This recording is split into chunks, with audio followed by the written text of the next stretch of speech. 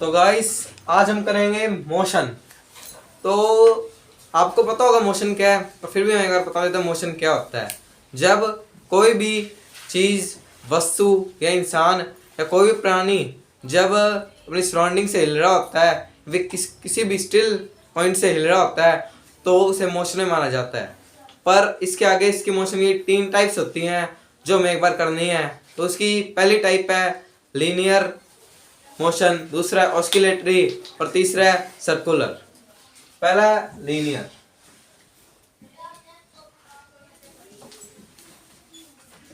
Linear motion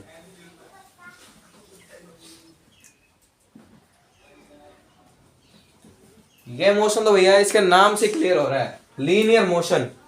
linear motion मतलब ये कोई भी बॉडी मूव कर रही है और वो एक स्ट्रेट लाइन के अंदर है। When a body is moving, when a body is moving straight line।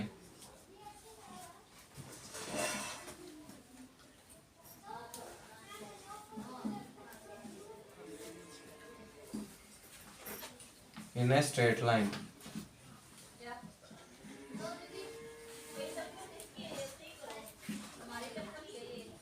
मतलब कि एक बॉडी है और वो बिल्कुल सीधी जा रही है तो उसे लीनियर मोशन के अंदर माना जाता है। और दूसरी आ गई ऑस्किलेटरी मोशन। क्या आ गई? Oscillatory motion.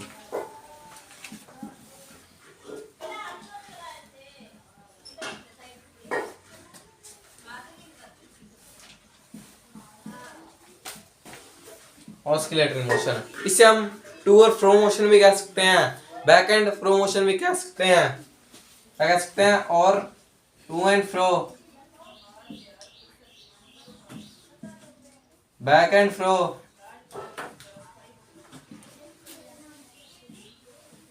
मोशन भी कह सकते हैं। और ये मोशन हम इसे क्यों कह सकते हैं? क्योंकि जैसे स्विंग होती है, जब एक चाइल्ड स्विंग के ऊपर झूल रहा होता है तो एक बार स्विंग आगे जाता है, एक बार पीछे जाता है, तो वो होता है ऑस्किलेटरी मोशन। जैसे पेंडुलम जाता है, मान लो ये पॉइंट है तो ये रहा पेंडुलम, पहले पेंडुलम यहाँ पे जाएगा, फिर वापस आएगा, यहाँ पे जाएगा और वापस आएगा, जाएगा और वापस आएगा। इसे कहते हैं ऑस्किलेटरी मोशन। ये हो गया भैया ऑस्किलेटरी मोशन। अब इसके आगे आता है मोशन सर्कुलर मोशन। कौन सा आ गया? Circular motion.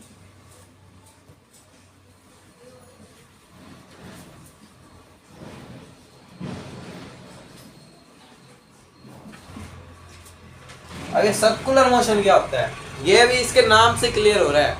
सर्कुलर मोशन मतलब एक बॉडी है वो सर्कल के अंदर घूम रही है। जब एक बॉडी सर्कल के अंदर घूमती है तो उसे कहते हैं सर्कुलर मोशन। अब मान लो एक बॉडी है, मान लो एक इंसान है और ये सर्कल है एक, अब ये इंसान यहाँ से सर्कल के अंदर घूम रहा है और घूम रहा है, घूम रहा है, घूम रहा है, तो इसे बोलेंगे सर्कुलर मोशन। क्यों? क्योंकि सर्कल के अंदर घूम रहा है, इसे कहते हैं सर्कुलर मोशन। तो इतना ही था सर्कुलर मोशन। तो अब इसके आगे आ जाता है डिस्टेंस और डिस्प्लेसमेंट।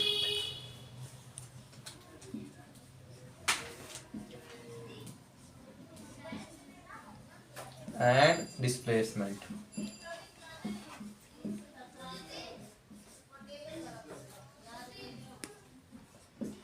अब हमने पढ़ा है डिस्टेंस, पहले भी छोटी क्लास में पढ़ा हुआ है और फिर भी अगर बता देते हैं। डिस्टेंस वो होता है जो actual part cover by body. Actual part covered by body.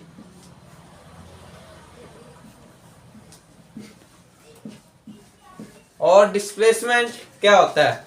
Displacement इसके नाम की तरह क्लियर हो रहा है। डिस्प्लेस मतलब कि एक बॉडी कितना डिस्प्लेस हुई है उसके मेन पॉइंट से, और इसे हम shortest path cover by body. क्या कहते हैं? Shortest path cover by body लिख देते हैं।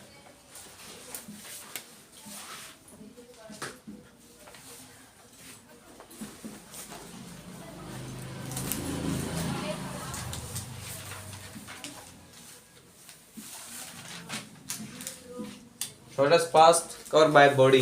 तो अब एक बार एग्जांपल ले लेते हैं दोनों की, जिससे आपको बेटर समझ आ जाएगा। अब मान लो ये स्क्वायर है और ये स्क्वायर रोड का बना हुआ है, यहाँ बीच में मान लो घर है, यहाँ पे भी घर है, ये मेरा घर है, ये मेरे दोस्त का घर है। मैं यहाँ से चलता हूँ, यहाँ से चलता हूँ, यहाँ पे आ गया, यहाँ से वापिस आ गया, यहाँ पे मेरे दोस्त का घर आ गया, दोस्त के घर पे रुक गया। अब जो इतना मैंने सा डिस्टेंस कवर किया, इसे कहते हैं हम डिस्टेंस, क्या कहते हैं डिस्टेंस। और अब मैं यहाँ से वापिस चला और वापिस आ गया अपने घर पे। और अब मतलब हमने सारा पाथ उसमें कवर कर लिया, जितना हमने पाथ कवर किया उसे कहते हैं हम डिस्टेंस। मतलब इतना डिस्टेंस हमने कवर कर चुका है। अब डिस्प्लेसमेंट क्या होता है? डिस्प्लेसमेंट, अब इसलिए हम वापस आ गए यहाँ पे। अब मतलब मेरा शॉर्टेस्ट डिस्टेंस कितना है, मतलब मैं जितना डिस्टेंस कवर कर लिया है या डिस्टेंस कवर लिया, अगर हम उसको टोटल डिस्टेंस के अंदर से माइनस कर देंगे तो वो आ जाएगा शॉर्ट डिस्प्लेसमेंट, और जो तक shortest path cover by body. अब यहाँ पर मैं वापिस आ चुका हूँ, तो मतलब अब डिस्प्लेसमेंट क्या होगी भैया, मेरी जीरो हो चुकी है। डिस्टेंस बताओ भैया कभी जीरो नहीं हो सकता, तो ये भी बन गई है इनकी डिफरेंस। मतलब distance can't be zero, it can't be zero.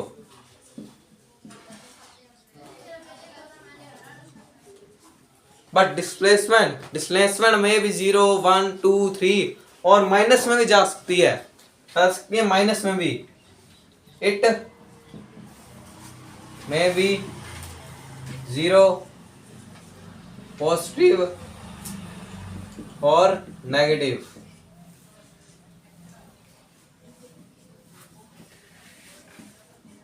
हो सकती है। अब एक और होता है, ये स्केलर और ये वेक्टर है, ठीक है, इट्स स्केलर और it's vector. It's scalar quantity,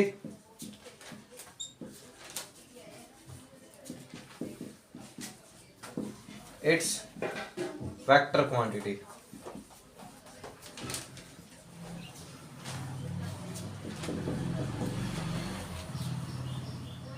बस इतना ही होता है डिस्प्लेसमेंट और डिस्टेंस के अंदर। अब बनाने को तो जितना मर्जी पॉइंट बना लो, पर एक बार हम ये बस 3 ही लिख लेते हैं, इतना लिख लेंगे तो भी चल जाएगा अपना काम एक बार। बाकी अगर आपके माइंड में कोई पॉइंट आ रहे हैं तो आप हमें बता सकते हैं। अब हम इसके आगे आ जाता है यूनिफॉर्म मोशन और नॉन यूनिफॉर्म मोशन, वो भी बात कर लेते हैं।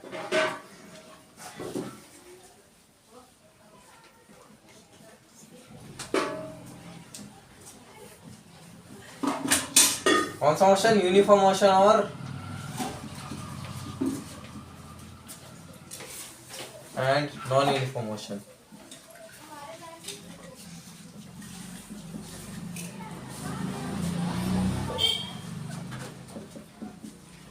अब हमने ये भी पढ़ा यूनिफॉर्म मोशन और नॉन यूनिफॉर्म मोशन।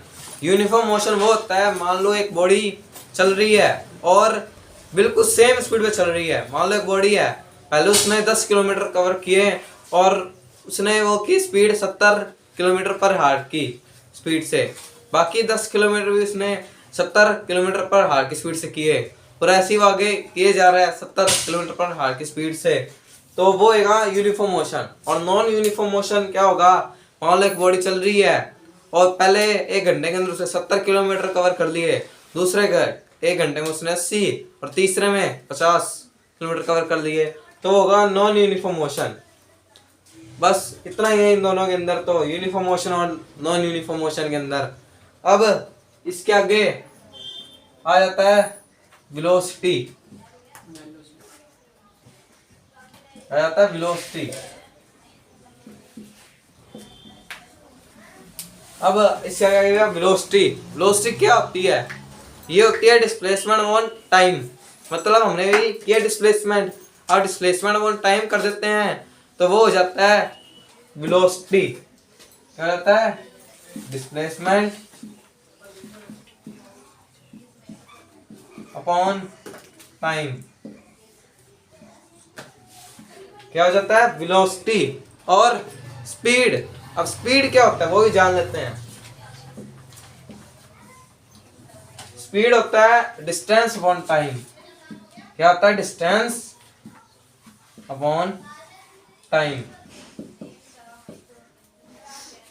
अब इसके आगे भी आता है कि अब एवरेज स्पीड क्या है और एवरेज वेलोसिटी क्या है, तो यहीं से लिख लेते हैं एवरेज वेलोसिटी और एवरेज स्पीड, ये होते क्या है, ये होते हैं total displacement upon total time, ये होती है एवरेज वेलोसिटी।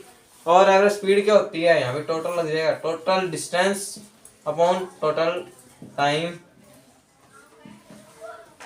टेकन। लिख देते हैं, वैसे जरूरत नहीं है लिखने की, पर एक बार लिख देते हैं।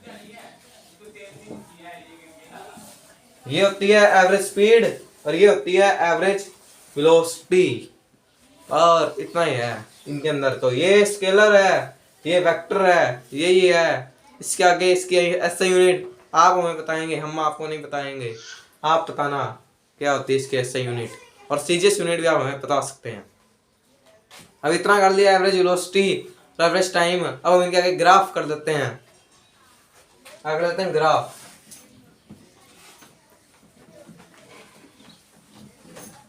हमने मैथ के अंदर ग्राफ क्यों है, ग्राफ कैसे होता है, एक एक्स एक्सिस होता है और एक वाई एक्सिस होता है। पहले हम वो बना लेते हैं।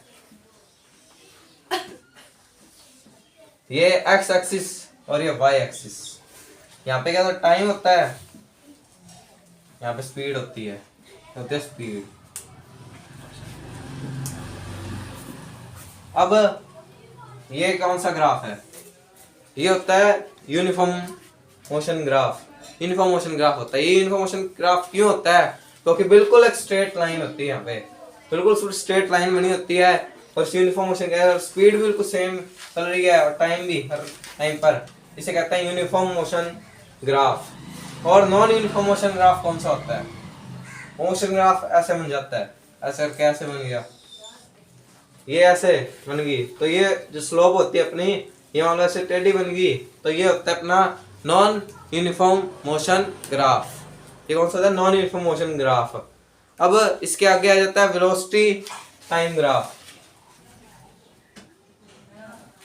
वो कैसे होता है, वो यहाँ पे स्ट्रेट लाइन बनी होती है, स्ट्रेट लाइन बनी होती है, और हमें इसकी जो स्पीड निकालनी होती है, तो ये यहाँ पे ये जो अपना रेक्टेंगल बन जाते हैं यहाँ पे 2 मिनट, यहाँ पे टी, इसे 2 ले लेते हैं, इतना नहीं सारा है, इसे 2 ले लेते हैं, और ले लेते T1, नाम लेते हैं ए बी सी डी।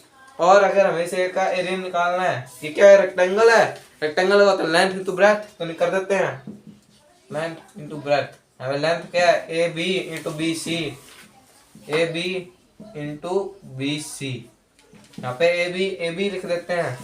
और बी सी हम कैसे निकालेंगे, अगर हम T2 के अंदर से यहाँ पे T1 जो इतना सा है, इसे माइनस कर देंगे तो आ जाएगा इतना, बी सी आ जाएगा, इतना ही है, T2 माइनस T1। ये होता है वेलोसिटी टाइम ग्राफ। बस इतना ही है, बाकी अगर वो टॉपिक रह गया है तो आप खुद कर सकते हो। बस, थैंक यू।